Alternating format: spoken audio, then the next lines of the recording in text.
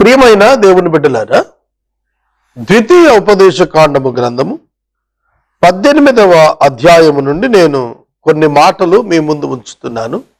జాగ్రత్తగా గమనించాలని మనవి.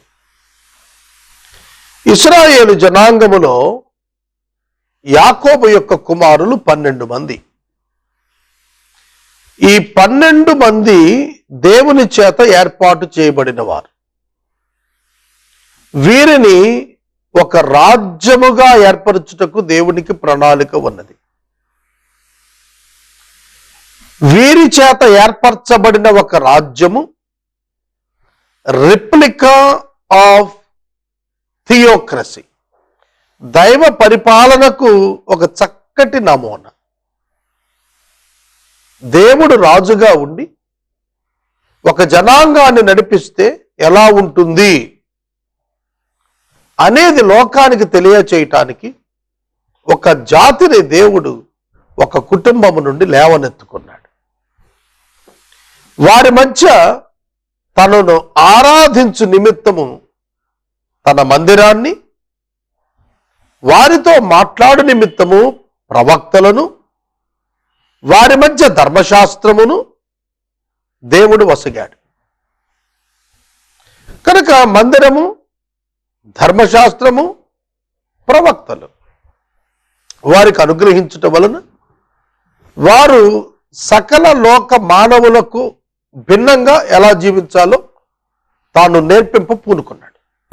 ఆ నేపథ్యంలో వివరణ చెబుతున్నాను, వినండి. దేవుడు తన ప్రజలకు ఏ విధంగా తెలియచేయబడ్డాడు మనం నేర్చుకోవాలి. దేవుడైన యెహోవా యాకోబు యొక్క కుమారుల్లో 12 మందిలో 11వ వాడైనటువంటి యోసేపునకు అతని కుమారులు ఇద్దరికి స్వాస్థ్యాలను సమానంగా ఇచ్చాడు. 3వ కుమారుడైనటువంటి లేవికి దేవుడు వినాయించుకున్నాడు. వివరణ చెబుతాను, వినండి. లేవీయులను 12 గోత్రాల ప్రజల జ్యేష్ఠ పుత్రుల విమోచనార్థం లేవీయులను వినాయించుకొని తన సేవ చేయుటకు దేవుడు ఏర్పరచుకున్నాడు. వాళ్ళు they represent the new testament period church. లేవీయులు ఒక్క మాటలో చెప్పాలి అని అంటే ఇశ్రాయేలులో నుండి వినాయించబడి ప్రత్యేకించబడి కేవలము దేవుని సేవ కొరకు, దేవుని కొరకు స్వాస్థ్యము లేని వారిగా దైవ సేవలో తరించటానికి దేవుడు ఫుల్ టైం వర్కర్స్ గా అందరినీ తీసేసుకున్నాడు. It is just like church. ఇవాళ యేసుక్రీస్తు సంఘం ప్రతి ఒక్కడు దేవుని యొక్క యాజకుడే. Everyone is under the covenant of God, and as a co-worker of the God, it was approved. ఆమోదించబడినటువంటి సహపనివానిగా ప్రతి క్రైస్తవుడు ఉంటాడు. ఇది విశేషం. ప్రతి క్రైస్తవుడు భూమి మీద ఏ స్వాస్థ్యం లేనివాడు ఉంటాడు, ప్రభువే వారికి స్వాస్థ్యం. ప్రతి ఒక్కడు సువార్థీకరణలో పూర్తి ఉద్యోగిగా ఉంటాడు, పూర్తి పనివాడిగా ఉంటాడు. ప్రతి వాడికి బహుమానం ఉన్నది, ప్రతి వాడు సువార్థీకరణలో భాగస్తాడు. కనుక క్రీస్తు సంఘాన్ని ఒక్క మాటలో చూడాలంటే లేవీయులలో మనం చూడగలుగుతాం. లేవీయులను కనుక సరిగా మనం అర్థం చేసుకుంటే న్యూ టెస్ట్మెంట్లో చర్చ్కున్న ఆధిక్యతలన్నీ వాడుకున్నాయి. అందుకే 12 గోత్రాల ప్రజలతో దేవుడైన యెహోవా చెబుతోంది ఏమిటంటే, లేవీయులకు స్వాస్థ్యము లేదు గనుక వారి హక్కును మీరు కాపాడాలి, వారి హక్కు మీరు కాపాడాలి. The Levitical priests, all the tribe of Levi, shall have no portion or inheritance with Israel. ఇశ్రాయేలీయులతో భూస్వాస్థ్యాన్ని పొందటంలో లేవీయులు ఎన్నిక చేయబడలేదు. The Levitical priests of all the portions or inheritance. The tribe of Levi shall have no portion or inheritance with Israel. No portion, no inheritance. No portion, ఏ భాగము లేదు. No inheritance, స్వాస్థ్యం లేదు. దేవుడే వారి స్వాస్థ్యం. కాబట్టి అది వారి హక్కు. హోమ ద్రవ్యాలను తినుట వారికి హక్కు. వారికి భౌతిక స్వాస్థ్యాలు లేవు. They have to live on the temple. దేవాలయముపై ఆధారపడి వాళ్ళు బ్రతకాలి. బైబిల్ గ్రంథంలో దేవుడు అర్థమవుతున్నాడా? ప్రియమైన దేవుని బిడ్డలారా, దేవాలయముపై ఆధారపడి బ్రతికేటువంటి వారిగా, దశమ భాగములపై ఆధారపడి బ్రతికేటువంటి వారిగా, ప్రతిష్ట అర్పణలపైన బ్రతికేటువంటి వారిగా, బలి పశువుల యొక్క మాంసము మీద బ్రతికేటువంటి వారిగా, తమ పురములలో దానము చేయబడిన పురముల యందు వారు జీవించేటట్లుగా దేవుడు లేవీయులను ప్రత్యేకించుకున్నాడు. వారి హక్కు ఏమిటంటే, మిగిలిన 12 గోత్రాల వారికి లేనిది లేవీయులకు మాత్రమే హక్కుగా ఉన్నది. ఏమిటంటే హోమ ద్రవ్యములను భుజించుట. అది వారే చేయాల్సింది, వారే పరిశుద్ధులు. అందుకే మోషే అహరోను కుమారులతో మాట్లాడుతున్నప్పుడు, పాప పరిహారార్థ బలిగా దేవుని సన్నిధిలో అర్పించినది అతి పరిశుద్ధము, ఆ మేక మాంసము మీరేలా తినలేదు అని ప్రశ్నించాడు. కనుక బలి పశువులలో యాజకులు పొందవలసినది కుడి జబ్బ, రెండవ దవడను పొట్టను యాజకునికి ఇవ్వాలి. నీ ధాన్యములో, నీ ద్రాక్షరసములో, నీ నూనెలో, నీ ప్రథమ ఫలములలో, నీ గొర్రెల మొదటి బొచ్చున అతనికి ఇయ్యవలెను. It is their right. It is the Levites right. లేవీయుల యొక్క హక్కు ఏమిటంటే, మిగిలిన 12 మంది దగ్గర వారు కుడి జబ్బను, దవడ భాగమును, మరియు ధాన్యములో భాగమును, ద్రాక్షరసములో భాగమును, నూనెలో భాగమును, ప్రథమ ఫలములలో భాగమును, గొర్రెల బొచ్చు అమ్మగా వచ్చిన ధనములో ప్రథమ భాగమును ఇచ్చేయాలి. లేవీయులకి ఇచ్చేయాలి.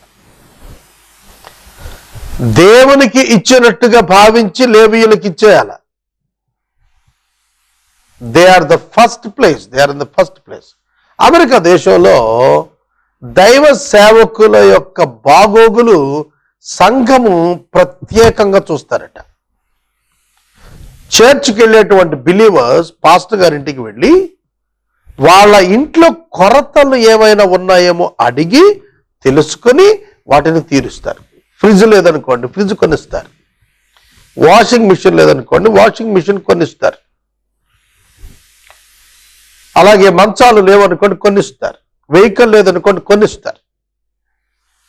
ఎందుకు అంటారంటే ప్రయారిటీ. వాళ్ళు servants of God are the best priority for the Americans. చాలా ఆశ్చర్యం. ఇది మనం గుర్తుపెట్టుకోవాలి. నూనెలో, ద్రాక్ష రసములో, ధాన్యములో, గొర్రెల బొచ్చులో, ఫలములలో అన్నింటా కూడా ప్రథమ ఫలం. నిత్యము యెహోవా నామమున నిలిచి సేవ చేయుటకు నీ గోత్రాలన్నింటిలో అతన్ని ఏర్పరచుకుని, నీ దేవుడైన యెహోవా వారి సంతతిని ఏర్పరచుకుని ఉన్నాడు. వాళ్ళు లేవీయులు.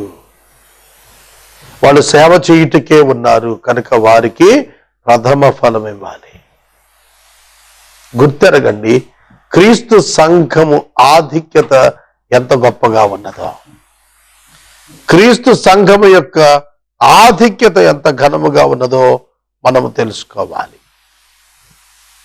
సహోదరుడా, వారి హక్కు అది. కనుక నేటి క్రైస్తవ సంఘం కూడా ఆనాటి లేవీయులను ఆనాటి యూదులు ఏ విధంగా గౌరవించారో ఆ విధంగా మనము కూడా మన సేవకులను గౌరవించాలి, పోషణ ఇవ్వాలి. సంఘము, సంఘ నాయకత్వము, పాస్టర్ అండ్ హిస్ ఫ్యామిలీ ఫీడింగ్లో టు మీట్ ద నీడ్స్, ఆ అవసరాలు అందుకోవటంలో సహకారులుగా ఉండాలి. అలా ఉన్నప్పుడు వారు దీవించబడతారు. తర్వాత 9వ వచనం నుండి మరొక మాటలున్నవి. అవి మరొక విధంగా దేవుని మనస్సును మనకు తెలియచేస్తున్నాయి. అదేమిటంటే, నువ్వు ప్రవేశించేటువంటి నీ దేశములో హేయ కృత్యములను నీవు నేర్చుకొనకూడదు. When you come into the land that the Lord your God is giving you, you shall not learn to follow the abominable practices of those nations. Abominable practices of those nations. ఆ దేశాలకు సంబంధించినటువంటి ఆచార వ్యవహారాలు నీవు నేర్చుకోకూడదు. You should not practice the practices of the Gentile. అన్యుల యొక్క ఆచారములను అభ్యసింపరాదు.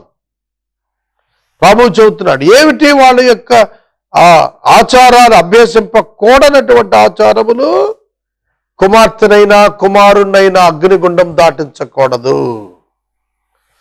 చాలా మంది నిప్పుల మీద నడుస్తుంటారు, అలాంటివి చేయకూడదని చెప్పాడు ప్రభు. శకునం చెప్పే సోదగాడినైనా, మేఘశకునములైనా, సర్పశకునములైన గారు చెప్పేవాడినైనా, చిల్లంగి వాడినైనా, మాంత్రికుడినైనా, ఇంద్రజాలకుడినైనా, కన్న పిశాచిని అడుగువాడినైనా, దయ్యాల యొక్క విచారణ వాడినైనను మీ మధ్య ఉండనీయకూడదా?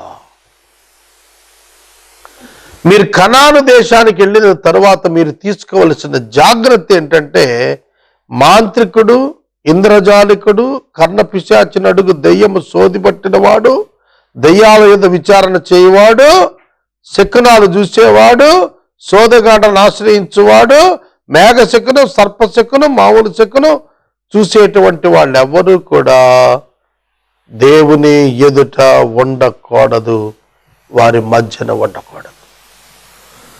ఇజ్రాయేలు జనాంగము యొక్క సమూహము మధ్యలో మాంత్రికునికి చోటు లేదు. ప్రియమైన దేవుని బిడ్డలారా, ఈ సర్వసత్యం మనం గుర్తెరగాలి. అన్యులు తమ బిడ్డలను అగ్నిగుండాల్లో వేస్తారు, అగ్నిగుండాలు దాటిస్తారు. బెన్హినోము లోయలో తమ ప్రథమ సంతతిని విసిరేసేటువంటి వారు మోలెక్కు అనేటువంటి దేవత కొరకు బలులను ఇచ్చేవారు, నరబలు ఇచ్చేవారు. దేవుడు దాన్ని ఖండించాడు. దేవుడు దాన్ని అంగీకరించలేదు, దాన్ని ఒప్పుకోలేదు.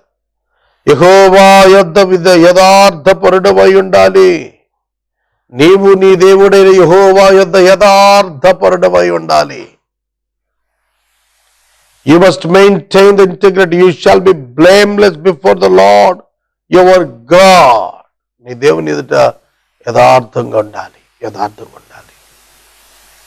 సహోదరుడా, సహోదరి, దేవుడు అంతరంగములో యథార్థతను, హృదయములో సత్యాన్ని కోరుతున్నాడు.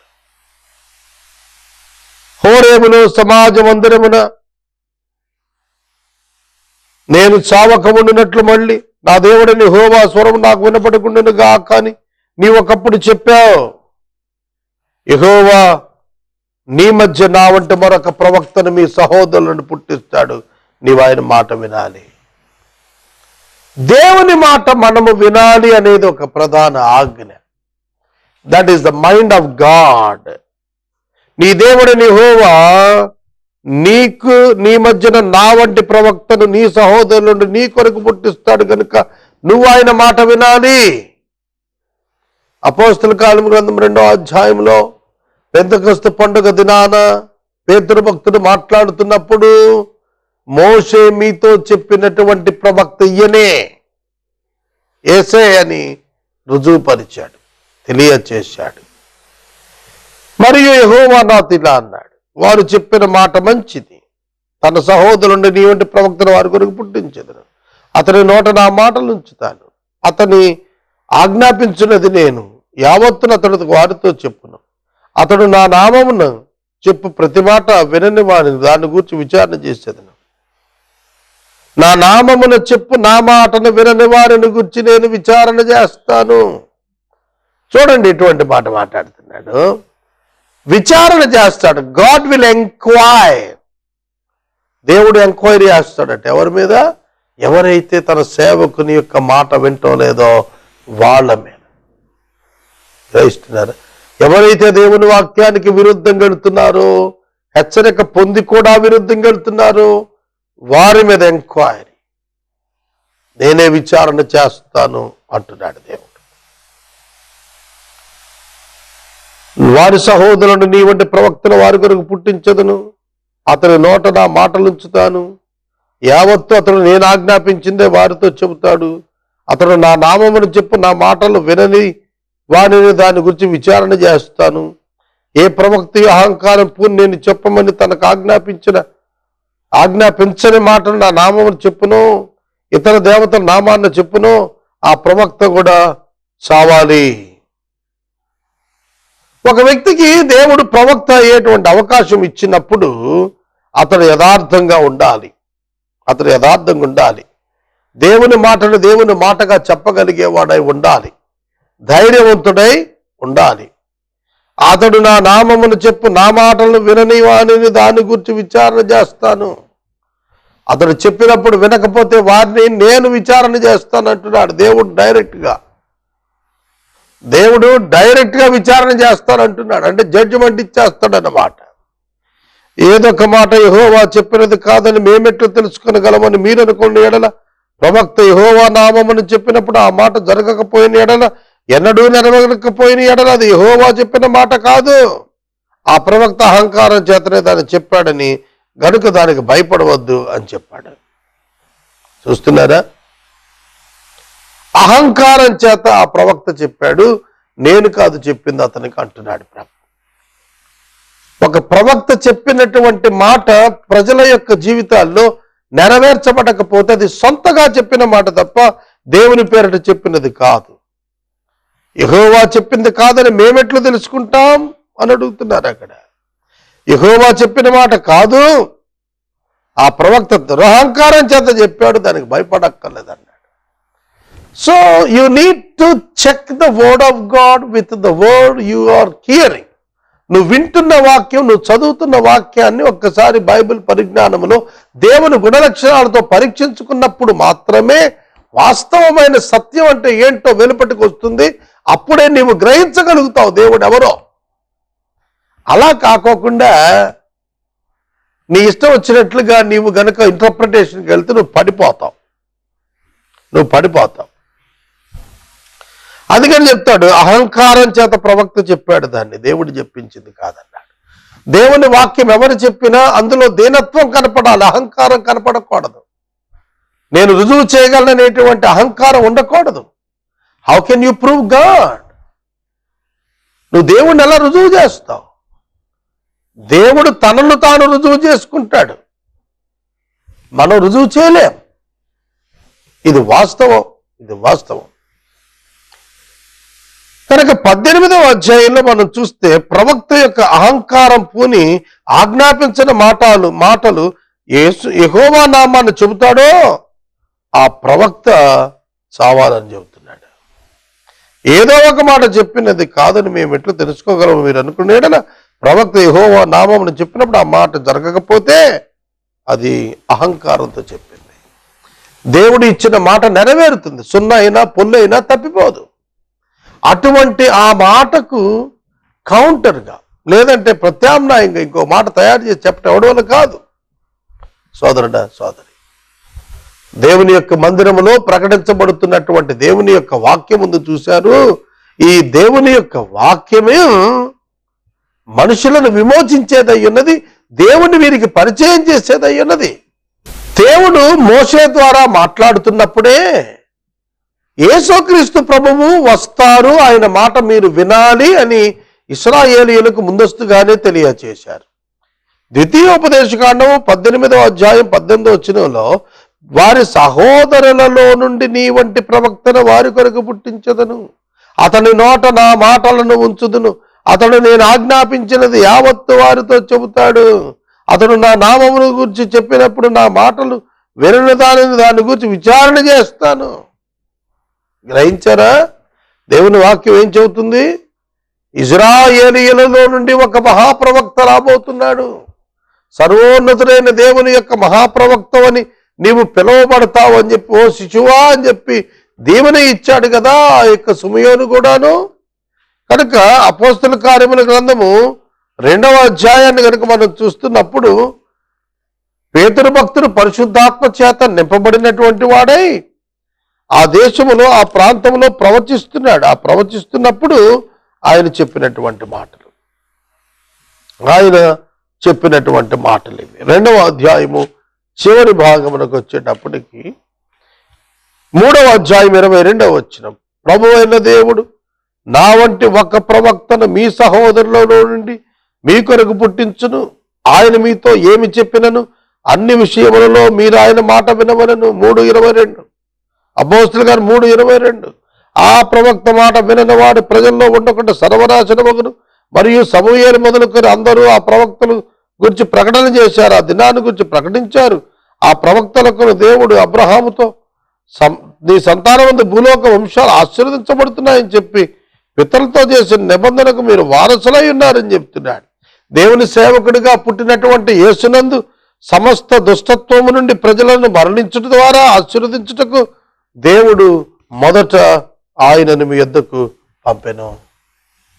ఇశ్రాయేలు జనాంగాన్ని శుద్ధి చేయుటకు, ఆశీర్వదించుటకు, దుష్టత్వం నుండి మళ్లించుటకు మరియు నిబంధనకు వారసులైగా ఉండేటట్టుగా దేవుడైన యెహోవా ఇశ్రాయేలీయులను ఏర్పాటు చేసుకున్నాడు. తన ప్రజలను ఏర్పాటు చేసుకున్నట్టు తాను చెబుతున్నాడు. ప్రియమైన దేవుని బిడ్డలారా, ఆ సేవకుడు ప్రభువైన యేసుక్రీస్తే. ఆయన మాట మీరు వినండి. యోహాను సువార్త 2వ అధ్యాయంలో యేసు తల్లి మరియ చెప్పారు, సేవకులు పిలిచి మీరు ఆయన మాట వినండి. మీరు ఆయన మాట వింటే క్షేమం జరుగుతుంది, మేలు జరుగుతుంది. ప్రియమైన దేవుని బిడ్డలారా, ఆయన మాట వినటం శ్రేష్టం. సమూయేలు చెబుతున్నాడు సౌలుతో, ఆయన మాట వినటం శ్రేష్టము. ఆయన పొట్టేళ్ల క్రమంతో ఆనందించేవాడు కాడు, మన విధేయతను బట్టి ఆనందించేటువంటి దేవుడని మనం తెలుసుకోగలుగుతున్నాము. ప్రవక్తలలో అబద్ధ ప్రవక్తలు లేస్తారని చివరి దినాల్లో దేవుని యొక్క వాక్యం సెలవిస్తోంది. ఆ అబద్ధ ప్రవక్తలు మారు మనసు లేని వారై వాక్యాన్ని వక్రీకరించుకుంటూ సమాజాన్ని మోసం చేస్తూ బ్రతుకుతారు, డబ్బు కొరకు జీవిస్తారు, బైబిల్ కూడా వాడతారు. జాగ్రత్త సహోదరుడా, సహోదరి, నీ యొక్క దేహము దేవునికి ఆలయమై ఉండి దేవునికి మహిమనిచ్చేది అని నీవు గుర్తెరిగినట్లయితే నీ దేహమును అపవిత్రతకు అప్పగించక పవిత్రంగా ఉండేట్టు చూసుకుంటావు. ఎందుకంటే క్రీస్తు నీ శరీరమును నివసింపనై ఉన్నాడు. నేను వాక్యాన్ని ముగిస్తూ మనం చేస్తున్నానండి. మన ప్రభువు మన పాపములకు పరిహారి, ఆయన రక్తము మన పాపములకు పరిహారము. ఆయన రక్తం మనం శుద్ధి చేస్తుంది. ఈ సత్యాన్ని మనం గుర్తెరగాలి. యేసుక్రీస్తు వారి యొక్క రక్తము మనల్ని పవిత్రంగా చేస్తుంది. యేసుక్రీస్తు ప్రభువునందరి విశ్వాసం మనల్ని పరిశుద్ధులుగా చేస్తుంది. కావున మన జీవితాల యేసయ్యకు సమర్పించాలి. యేసుక్రీస్తునందు మనం ఆశీర్వదించబడిన వారుగా ఉండాలి. ఇది దేవుని యొక్క ప్రణాళిక మన పట్ల నేను మనవి చేస్తున్నాను. 18వ అధ్యాయంలో ఉన్నటువంటి వాక్య ప్రకారముగా పరిశుద్ధుడైన దేవుని మనము తెలుసుకొని నిర్ణయించుకొని ఆరాధించబద్దులమై ఉన్నాము.